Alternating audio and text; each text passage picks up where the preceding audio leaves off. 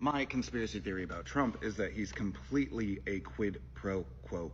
So not only is this not a conspiracy theory, it's just fact, this also has a historical basis.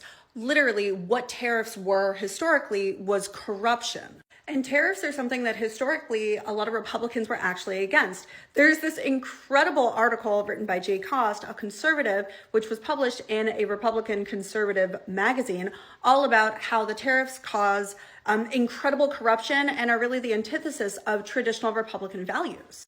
Because the tariff is perhaps the earliest example of big government. The state intervenes in otherwise free markets to bring about a result it finds socially or more economically desirable.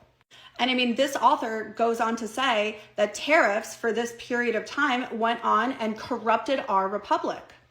Some of the first tariffs that were enacted in the 1800s had the primary beneficiaries were the owners of those factories, not workers, right?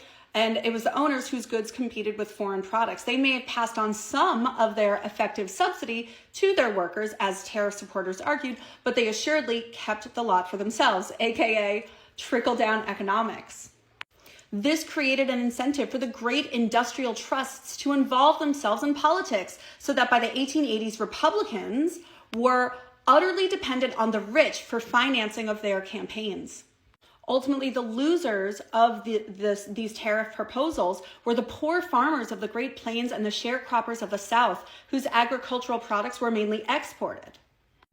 And by this point, the tariff no longer served any great economic purpose, which means that it was just a simple majority factionalism, a fraud, a robbery, in the words of the 1892 Democratic Platform.